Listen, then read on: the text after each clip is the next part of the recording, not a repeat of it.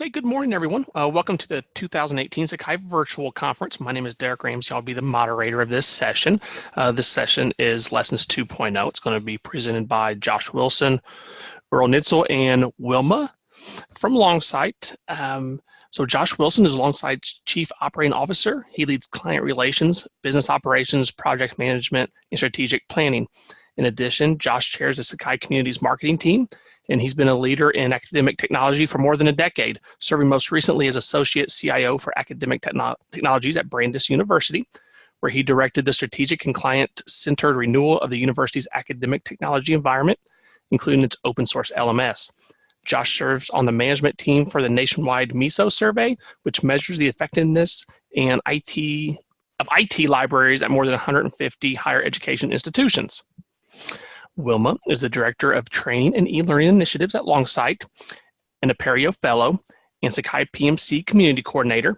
Wilma has more than 20 years experience in faculty training, LMS administration, online pedagogy, instructional design, online course and program development, teaching and technical writing.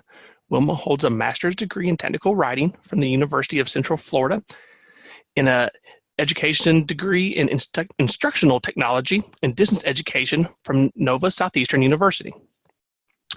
Earl is a Sakaiger and a Perio Fellow as well. He's a senior software engineer at Longsight and has a Bachelor's of Science from UMUC.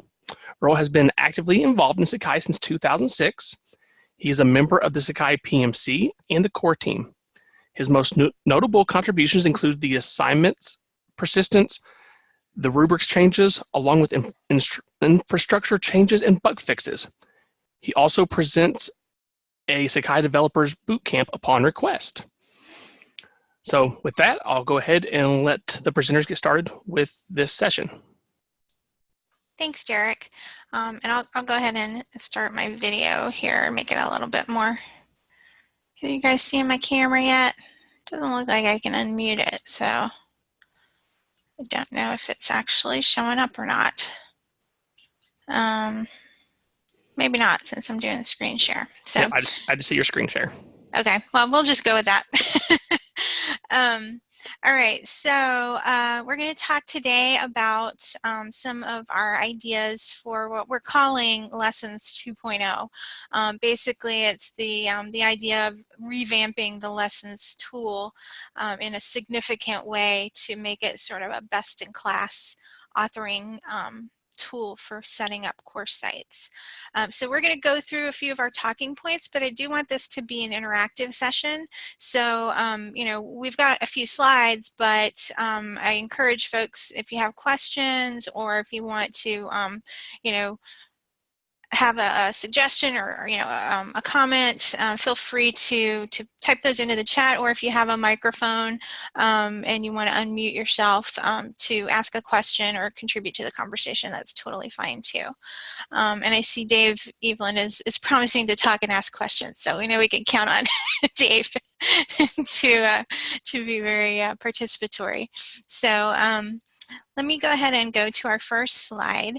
So again, this is just kind of our concept is to expand the capabilities of Lessons, to improve the user interface so that it's cleaner, more modern, more user-friendly, and also reduce the technical debt.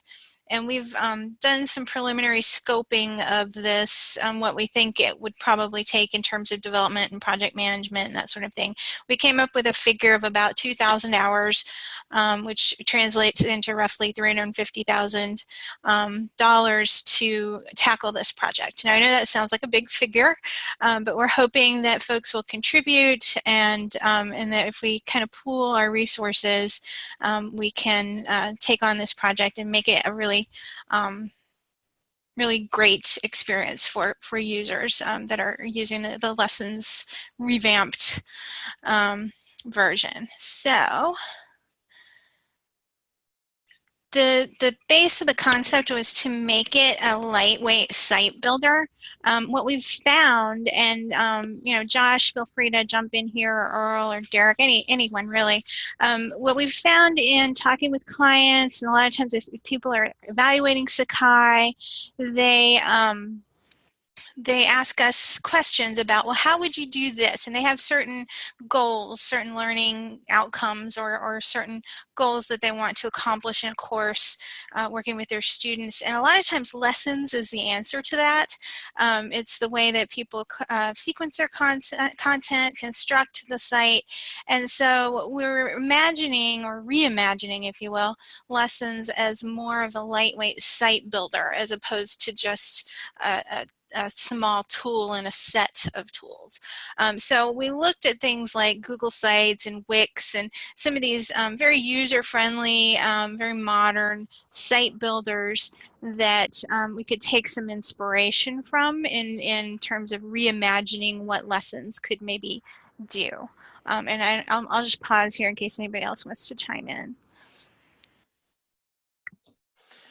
So this is Josh. I just wanted to underscore how many times lessons is part of the answer to the questions that people ask. So I do respond to RFPs that come in related to institutions seeking LMSs or seeking to make a change.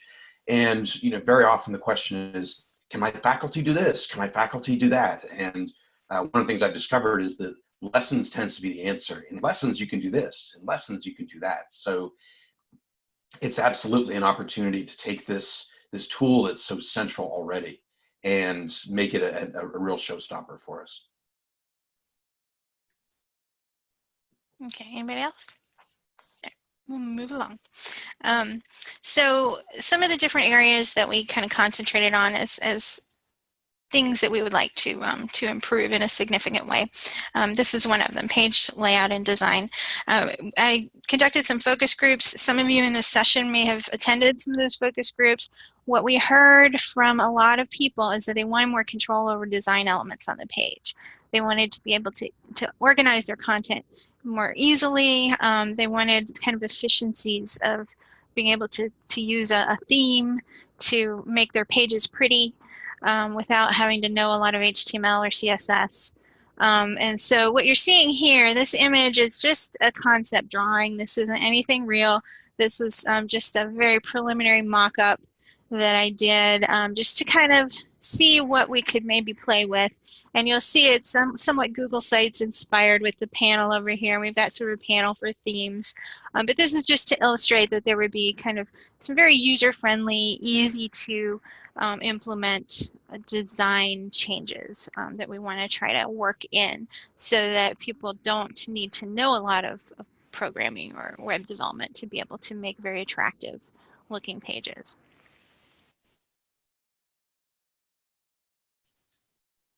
Another thing, and Earl, you may want to jump in on this one, inline editing.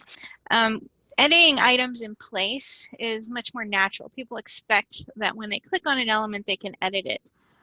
So I know those of you that are familiar with Lessons Now, there's a lot of these little edit handles and labels, and sometimes that can leave the screen feeling a bit cluttered, and it's sometimes confusing to see, which item you need to click on to be able to edit that thing.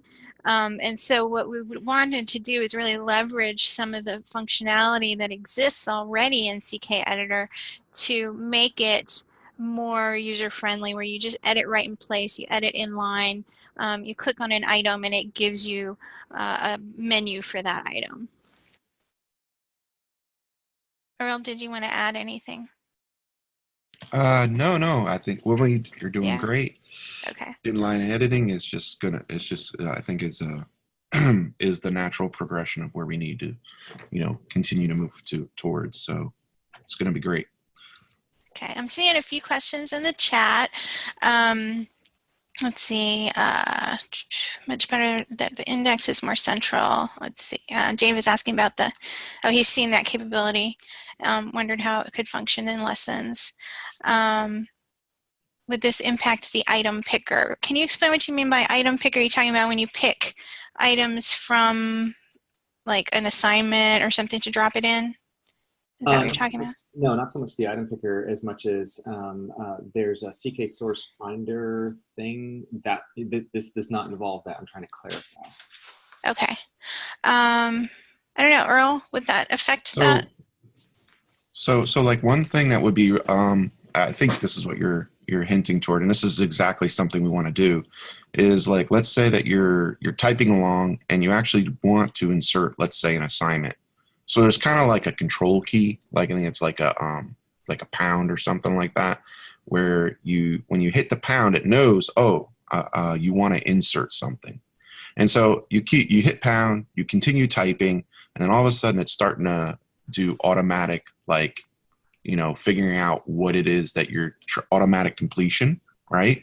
To kind of figure out, what it is the item that you want to insert there. So, you start typing like, assignment, and then all of a sudden, and like if your assignment, I don't know if your assignments are named assignment, but it would start to select those, and then you just click it, and you didn't actually have to open up a picker or anything. Yeah, we really want to surface the ease of being able to pull in other tools or links to items in Sakai. So, kind of easing that editing task is definitely part of this. The whole concept is to make it easy, is to make it very, very simple, and to do all this from right within inside the actual editor. Right. And Earl, you made the point when we met a couple of weeks ago that CKEditor does a lot of this stuff already. We just don't leverage it to the extent that we could. So correct. It's more enabling stuff that's already out there as opposed to developing new. Yeah, some of it is definitely that. Yes, for sure. All right, so I'm going to move on to the next thing. So I want to make sure we kind of get through all the talking points, and then we can come back to all of these too if people have questions or comments. Reordering and rearranging was another thing that we heard from people that was just a little bit painful right now. So we wanted to make it easier to sort of copy things and move them around, to drag and drop. And so we were thinking that drag and drop on the page for items would be something that people would want, being able to drag and drop even the order of pages. And you'll see these screenshots again. It's just another tab in my little panel over here. This is where you could drag things in anywhere, and where you would drag them over from here, they would land in that spot. But again, these are just some ideas. They're preliminary, and we'll probably fine-tune these as we go. Versioning was something that also came up quite a bit in the user focus groups, and just in sort of discussions with community members. Being able to have a history or an undo option to make it easier to recover deleted content. You can, rescue pages if you delete a page, it's not gone. But if you delete a piece of content on a page, it is gone. So reconstructing things, if you accidentally delete the wrong item, can be a little bit of a chore. So having a history, and I know this screenshot's a little bit small, but you'll see that this was sort of my idea of like a index-like hierarchy, and that from this menu you would be able to view a version history of a page and maybe return to an earlier state of that page. This would also be where you could duplicate and copy things. But so that concept was in there, and these little buttons here for undo and redo. To have those things that people kind of look for in a lot of software programs, you want to be able to undo something real quick to make that a little bit easier for people. Another big thing is templating. We want to be able to create and share templates and give users an easier starting point. One thing that I heard from several folks that I've talked to is that the lessons tool has a lot of functionality, but it can be a little bit intimidating for a new user because they kind of don't know where to start. It's sort of this blank slate that's kind of off-putting if you don't know exactly what you want. And so what we were thinking, and this is kind of Wix inspired, when you go into a blank lesson area, instead of being presented with sort of a tutorial on how to to start lessons, you actually are presented with a selection of templates, and you pick the template that you want. Now there's a blank template, of course, for people who like to build it from the ground up, but that there could also be other types of templates that are already created, and these could even be customized by the institution, so that it already starts with certain items on the page, and that way you can help standardize if you have a similar format that you want people to use, or just be able to share a template for new users for a typical course setup, just to kind of get them off on the right foot. So we were thinking that the templating would be a key component in this redesign process. As part of kind of a continuation of that thought of templating is that some templates could actually replace tools in Sakai, like the syllabus, even the wiki or the blog, possibly the overview tool, tools that are not as heavily used and maybe overlap quite a bit with the functionality that already exists in lessons or the new functionality that we would be adding. So maybe instead of a syllabus tool, all you need is a syllabus page template, because 99% of the people uploading a syllabus, they just want to upload a file. So maybe you just give them a thing with a file upload on it, and there they go. They put their PDF and they're all set.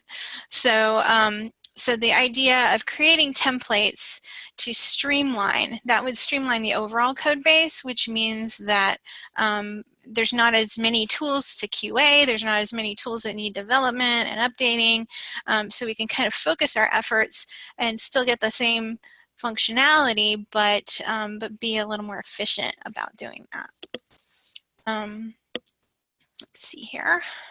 Next, maintaining lessons functionality that exists right now is very important to people, and we want to make sure that we do that in every way that we can. So wherever possible, we'll try to preserve those existing features. There may be some things that are kind of obsolete or not really applicable, so it might not be a complete, one-to-one match if there's things that sort of take the place of existing functionality. But all the things that people are really using need to be there, so that when you translate, you upgrade a course to a new version, then all your content comes over and migrates really easily from the earlier version into the upgraded version. So you see this is just kind of an image of the settings that we're used to seeing in lessons, that those would kind of be preserved somewhere. And then obviously a big emphasis in the project is to address the technical debt. RSF is the technology that sort of underpins lessons right now, and it's getting a little long in the tooth. It needs, some updating. And so with that updating, that improves our security, it's more modern, it's easier to do future development. But it definitely needs to be addressed at some point. And so if we're planning a reimagining of the tool, that's a great time to address these kinds of technical issues, to make sure that it can kind of withstand the test of time. Let's see here, and this is our timeline. It's a pretty aggressive one. We'd like to get these changes into Sakai 20. So Sakai 19 is, hopefully will be released by the end of this calendar year. And if we can stick to a one-year release cycle, we're hoping that Sakai 20 would come out at the end of next year. I'm sorry. Well, I'm a little bit ahead of myself. It's not quite 2019 yet, but in 2020, Sakai 20 would be released. So it's about a year, and this is how we've paced ourselves. And some of these items have already happened, like the focus groups. We had a staff retreat where we did some initial planning, and we do have a concept document which we are going to circulate for the community to comment on and look at. We have sort of a first draft that we're presenting to various groups. So this is one place that we're sort of unveiling this for people who haven't already seen it. And we're also going to talk about it at the teaching and learning call and the UX group and other community groups that might want input, because we really want this to be a community-driven effort. This needs to be something that meets everyone's needs, that that people are excited about and willing to take part in. So we definitely want to make sure that we get as much community input as possible.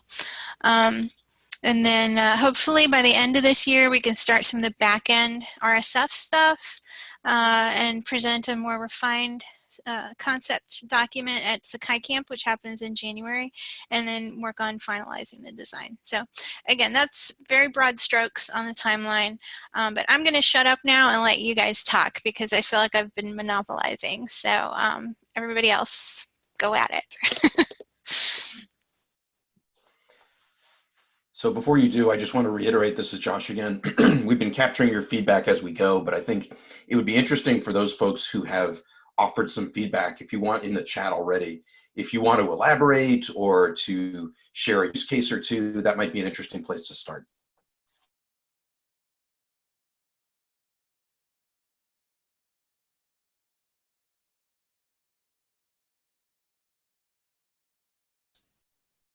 And feel free to unmute yourself if you'd like. You should be able to. I think all the attendees are able to unmute, correct? Yeah, I can unmute myself, but I'll mute myself again to let someone else talk.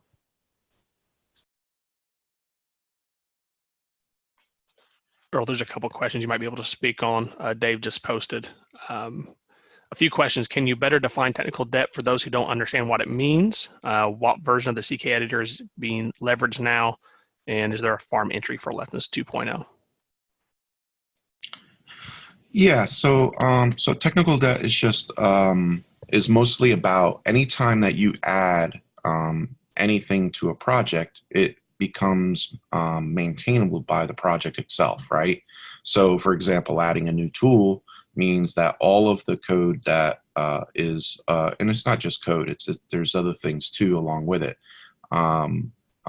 You know, resources that are involved. Anytime that you do that, you're adding debt to the project, right? Some of it's technical, some of it's, you know, there's other debt-like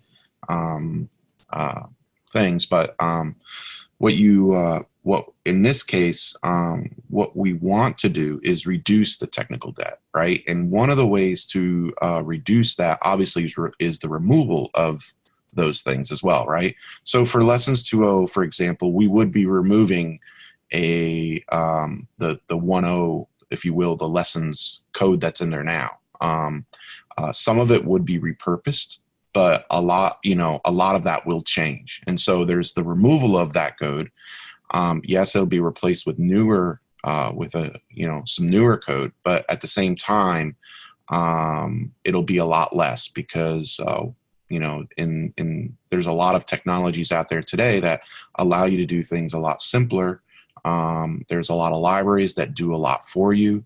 So a lot of stuff that is in Lessons 1 can be removed or reduced is really what is a lot of what it comes down to.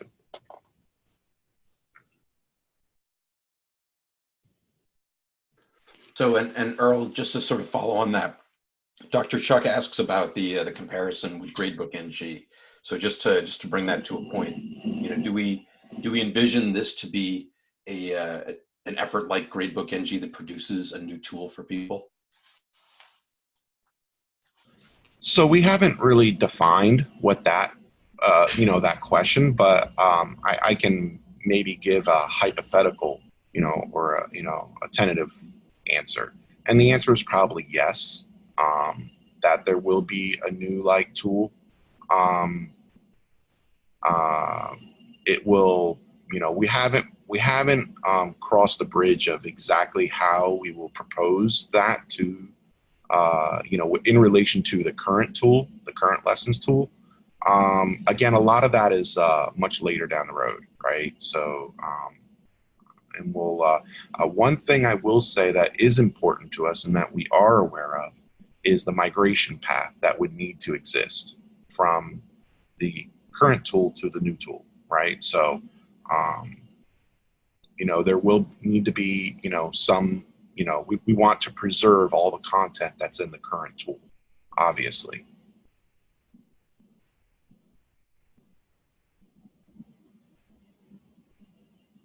I hope that answers it.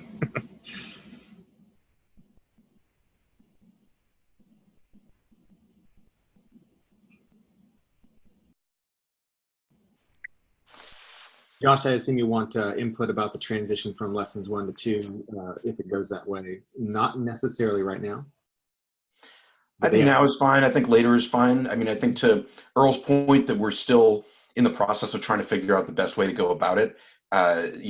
Now and in the coming weeks is a great time for people to offer their thoughts and guide this, because we would really like to hear it. Right. Well, I'm also trying to think through the process of the change from gradebook to gradebook NG with regard to the transition, how that worked.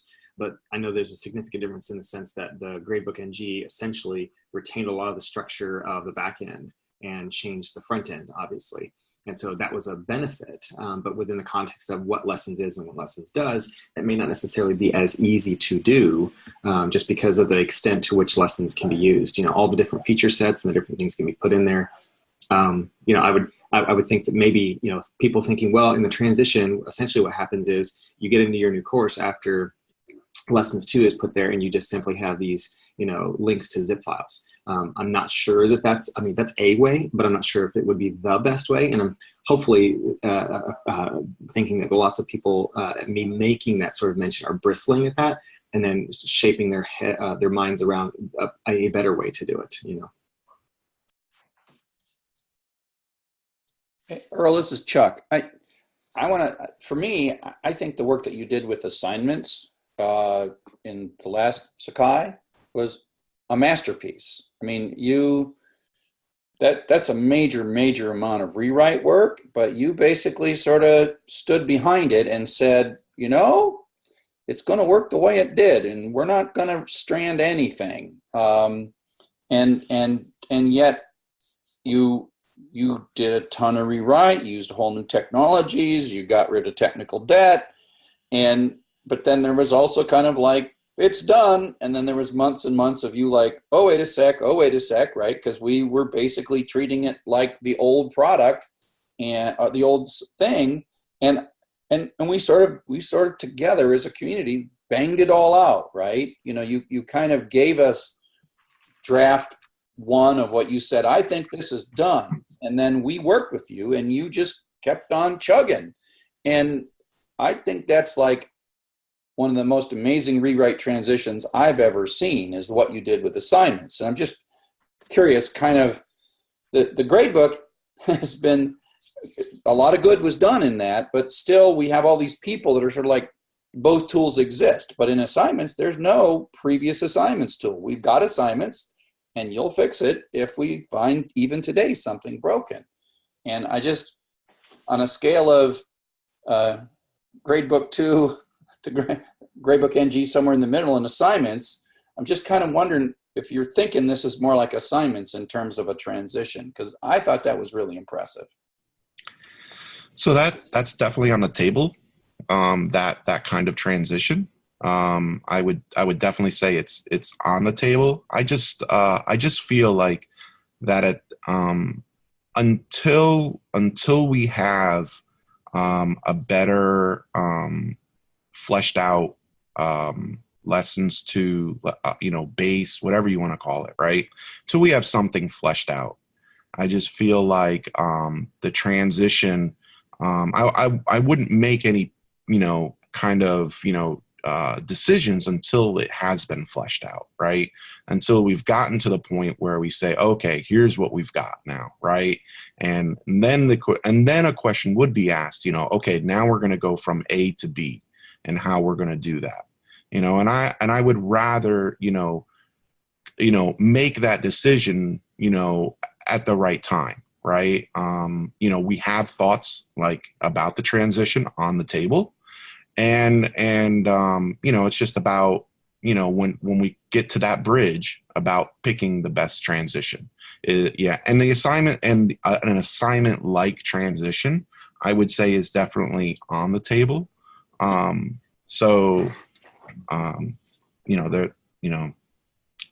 kind of how I see it. So another pattern of transition is just to indeed make a whole new thing, right? With maybe some kind of limited import capability, right? But with no promise that it's the same thing. And if you really want the same thing, we keep it for 2, 3, 4 years, however long we want to keep it, right? That was the pattern that was used, even though we didn't choose to use it for the Samigo to NIMI transition. right? There was an import from Samigo button inside NEMI. Right. And they didn't attempt to be the same product. You could keep Samigo on a site and use it forever and ever and ever. You could do a one-time import into NEMI and then just ignore the Samigo's existence forever and ever and ever. And with something this complex, that's also, to me, a valid strategy. So I'm glad that you're not totally making the decision, but I think that's going to really sort of color this project once that decision sort of, it's almost like, I guess you're right in saying, let's figure out what we want it to look like. And because I believe, my personal belief is that we're not necessarily going to want to match the features one for one on lessons. I mean, I think there are some things in lessons that are better replaced by doing something different. That's correct. Yeah, and that's why it's important to know that we want to, keep most of the functionality of lessons, right? But that doesn't, there are probably potential features that either will deprecate, or we do them just in a different way is really what it is, right? And so we're not saying there's going to be a one-to-one, but what we are saying is that we want to keep most of the features of lessons, most of the current features, and that's absolutely correct. We don't expect that we're going to obviously be able to keep every single one. It's worth noting, though, that even just the work of removing RSF for a newer technology would be a large project. So the opportunity to take lessons to a new place as part of that project is part of what makes it worthwhile, or at least more worthwhile than it otherwise would have been. So I think that colors a lot of these decisions about how best to transition. Yeah, and I'll even say we have not made a decision on what tech we are going to use in the Lessons 2.0. Just to give it, we have thoughts on it, but we have not made those decisions just yet. And I'm it's okay, right? It's okay to have that. We just again, we have definitely some concepts and things that we want to. Our thoughts about a lot of it, but we just haven't made those decisions just yet. And, until, and we will eventually. And, it's just, being careful about them, right? Meaning, like, when I say careful, it's things like whatever lives we use, are they well supported? Are they going to be around for a long time, right? Are they going to be, and they're going to be, and they themselves have communities that are vibrant and going to be around for a long time, right? All of those kinds of things that go into, because the worst thing that we could have happen is choosing a piece of tech where the library then is all of a sudden, not used by anybody anymore, right? That would put us in the same kind of boat that RSF, that we're in right now with RSF, right? Nobody uses that. There's no, and so we don't want to be in that, right? Obviously. So Earl, as a plug for Sakai Camp, would you see that as maybe being a good opportunity for a developer conversation about technology selection? I think all the developers in the community are aware of these things. I don't think this is anything new. I think we have discussed these things in the past at camp, in some ways or some shape. So I mean, we could definitely discuss it for sure, but I think this isn't new topics, right? Some of this stuff. It's just maybe what is new is, the selection process, that could be, that we will use. Maybe that's what could be discussed.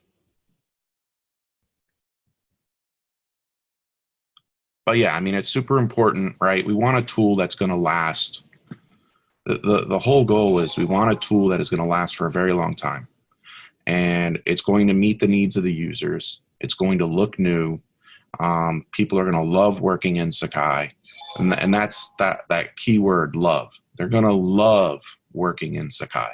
And that's what That's kind of, the thing, some of the things that we really want to make sure that people do and enjoy. And so, that's, and at the same time, we reduce technical debt, which is great. Makes it easier for all the developers that work on Sakai at all the institutions. Is going to make it easier for all of them too, as well.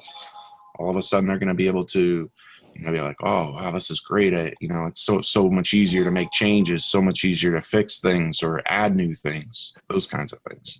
So Okay. I think we're just about out of time. I think Derek had the same thought. Yep. Yep. But I'd really like to thank everybody for attending today and having all these great questions. And there's a ton of stuff in the chat that I will definitely download and read more thoroughly. But thank you very much. And we'll have more time to talk about this at other occasions. But we have about a 10-minute break, and then it's time for our keynote session. So I will see you guys over there. Thanks. All right. Thanks, Earl. Thanks, Josh. Thanks, Wilma. Thanks, everyone.